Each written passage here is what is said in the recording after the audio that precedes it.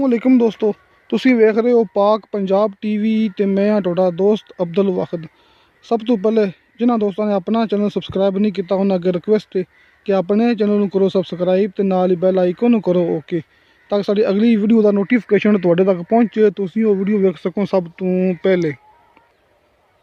ਜਿਸ ਤਰ੍ਹਾਂ ਕਿ ਤੁਹਾਨੂੰ ਭਰਾਵਾਂ ਨੂੰ ਪਤਾ ਕਿ ਕੱਲ ਮੈਂ ਇਸ ਟਾਈਮ ਜਾਂ ਫਿਰ ਇਸ ਟਾਈਮ ਤੋਂ ਕੋਈ ਘੰਟਾ ਡੇਢ ਪਹਿਲੇ मैं यूट्यूब ਤੇ 400 ਏਕੜ ਜ਼ਮੀਨ ਦੀ ਵੀਡੀਓ ਅਪਲੋਡ ਕੀਤੀ ਸੀ, ਜਿਹੜੀ ਮੈਂ ਭਰਾਵਾਂ ਨੂੰ ਦੱਸੀ ਸੀ ਕਿ ਜ਼ਿਲ੍ਹਾ ਸਿੰਧ ਦੇ ਵਿੱਚ ਜ਼ਮੀਨ ਸੀ, ਜ਼ਿਲ੍ਹਾ ਸੂਬਾ ਸਿੰਧ।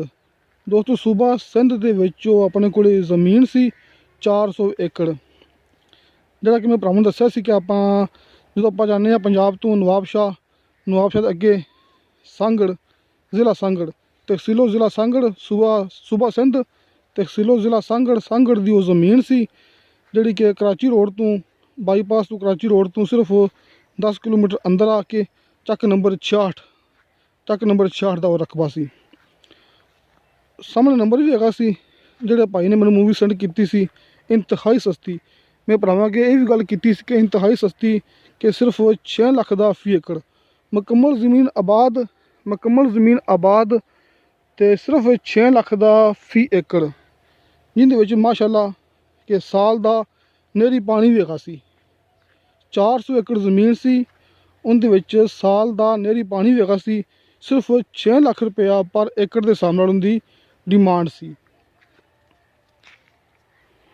ਤੇ ਦੋਸਤੋ ਇੱਕ ਹੀ ਬੰਦੇ ਦੇ ਨਾਂ 'ਤੇ ਉਹ ਜ਼ਮੀਨ ਸੀ, ਸਿਰਫ ਇੱਕ ਹੀ ਬੰਦੇ ਨੇ ਬਿਆਨ ਦੇਣੇ ਸੀ, ਸਿਰਫ ਇੱਕ ਹੀ ਬੰਦੇ ਦੇ ਨਾਂ 'ਤੇ ਉਹ ਜ਼ਮੀਨ ਸੀ। ਤੁਹਾਨੂੰ ਵਿੱਚੋਂ ਕਮ ਅਜ਼ ਕਮ ਅੱਧੀ ਜ਼ਮੀਨ ਵੀ ਮਿਲ ਸਕਦੀ ਹੈ, ਬਲਕਿ ਜਿਹੜਾ ਬੰਦਾ ਜ਼ਮੀਨ ਮੁਕੰਮਲ ਲਵੇ ਉਹਨੂੰ ਜ਼ਿਆਦਾ ਫਾਇਦਾ ਹੈ, ਕਿਉਂਕਿ ਉਹਨੂੰ ਪਿਆਰ ਮੁਹੱਬਤ ਵਿੱਚੋਂ ਠੀਕ ਹੋ ਜਾਏਗਾ। ਜਿਹੜਾ ਥੋੜ੍ਹੀ ਲਵੇਗਾ ਉਹਨੂੰ ਵਿੱਚੋਂ ਪਿਆਰ ਮੁਹੱਬਤ ਨਹੀਂ ਹੋਣਾ। ਭਾਈ ਨੇ ਕਿਹਾ ਸੀ ਕਿ 6 ਲੱਖ ਰੁਪਇਆ ਉਹਦੀ ਫੀ ਏਕੜ ਦੀ ਡਿਮਾਂਡ ਸੀ। ਦੋਸਤੋ ਮੇਰਾ ਅੱਜ ਦੁਬਾਰਾ ਫਿਰ ਉਸ ਮੂਵੀ ਦਾ ਬਣਾਉਣ ਦਾ ਮਕਸਦ ਇਹ ਹੀ ਹੈ ਕਿ ਉਹਦੀ ਇਨਫੋਰਮੇਸ਼ਨ ਦੁਬਾਰਾ ਫਿਰ ਤੁਹਾਡੇ ਅੱਗੇ ਪਹੁੰਚਾਉਣ ਦਾ ਸਿਰਫ ਮਕਸਦ ਇਹ ਹੀ ਹੈ ਕਿ ਕੱਲ੍ਹ ਮੈਂ ਭਰਾਵਾਂ ਨੂੰ ਇਹ ਗੱਲ ਕੀਤੀ ਸੀ ਕਿ 400 ਏਕੜ ਜ਼ਮੀਨ ਹੈ ਅਤੇ ਉਹਦਾ ਤਕਰੀਬਨ ਕੋਈ 500 ਫੁੱਟ ਫਰੰਟ ਹੈ। ਦੋਸਤੋ ਇਹ ਬੜੀ ਵੱਡੀ ਗਲਤੀ ਹੋ ਗਈ ਸੀ, ਕਿਉਂਕਿ ਮੈਨੂੰ ਜਿਹੜੇ ਭਾਈ ਨੇ ਸੈਂਡ ਕੀਤੀ ਸੀ ਉਹਨੇ ਮੈਨੂੰ ਇਹ ਗੱਲ ਕੀਤੀ ਸੀ ਕਿ ਇਹਦਾ 500 ਫੁੱਟ ਫਰੰਟ ਹੈ। ਦੋਸਤੋ ਉਹਦਾ ਫਰੰਟ ਹੈਗਾ 64 ਏਕੜ। ਦੋਸਤੋ 400 ਏਕੜ ਉਹ ਜ਼ਮੀਨ ਹੈ। ਦੋਸਤੋ ਤੁਸੀਂ ਇਹ ਯਾਦ ਰੱਖਣਾ ਕਿ 400 ਏਕੜ ਜ਼ਮੀਨ ਹੈ। ਕਈ ਦੋਸਤ ਕਮੈਂਟ ਕਰਦੇ ਪਏ ਸੀ ਕਿ 400 ਕਨਾਲ ਹੈ। ਦੋਸਤੋ 400 ਕਨਾਲ ਨਹੀਂ, ਉਹ ਜ਼ਮੀਨ ਹੈਗੀ ਸੀ 400 ਏਕੜ। 400 ਏਕੜ ਜਿਹੜੀ ਮੈਂ ਕੱਲ੍ਹ ਜ਼ਮੀਨ ਅਪਲੋਡ ਕੀਤੀ ਸੀ ਉਹ ਹੈਗੀ ਸੀ 400 ਏਕੜ ਜ਼ਮੀਨ ਸੀ, ਅਤੇ ਉਹਦਾ 64 ਏਕੜ ਦਾ ਫਰੰਟ ਹੈ। ਦੋਸਤੋ ਜਿਹੜਾ ਕਿ ਲਿੰਕ ਰੋਡ ਹੈਗਾ, ਜਿਹੜਾ ਕਿ ਰਸਤਾ ਸਰਕਾਰੀ ਹੈਗਾ, ਉਹਦਾ ਮਾਸ਼ਾਅੱਲਾ 64 ਏਕੜ ਦਾ ਫਰੰਟ ਲੱਗਦਾ ਹੈ। ਮੁਕੰਮਲ 400 ਏਕੜ ਜ਼ਮੀਨ ਅਤੇ 64 ਏਕੜ ਦਾ ਉਹਦਾ ਫਰੰਟ। ਮੇਨ ਰੋਡ ਤੋਂ ਸਿਰਫ ਕਰਾਚੀ ਮੇਨ ਰੋਡ ਤੋਂ ਸਿਰਫ 10 ਕਿਲੋਮੀਟਰ ਅੰਦਰ ਆ ਕੇ ਚੱਕ ਨੰਬਰ 66, ਉੱਥੇ ਇਹ ਚੱਕ ਨੰਬਰ 66 ਦੋਸਤੋ ਬੜਾ ਹੀ ਮਸ਼ਹੂਰ ਇਲਾਕਾ, ਬੜਾ ਹੀ ਮਸ਼ਹੂਰ ਪਿੰਡ ਹੈ।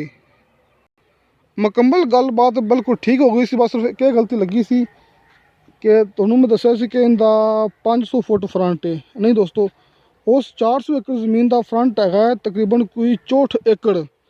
ਦੋਸਤੋ 64 ਏਕੜ ਦਾ ਮਾਸ਼ਾਅੱਲਾ ਫਰੰਟ ਹੈ ਅਤੇ ਸਿਰਫ 6 ਲੱਖ ਰੁਪਇਆ ਉਹਦੀ ਡਿਮਾਂਡ ਕੀਤੀ ਫੀ ਏਕੜ ਦੇ ਹਿਸਾਬ ਨਾਲ। ਸਾਲ ਦਾ ਨਹਿਰੀ ਪਾਣੀ ਸਿਰਫ ਇੱਕੋ ਹੀ ਬੰਦੇ ਦੇ ਨਾਂ 'ਤੇ।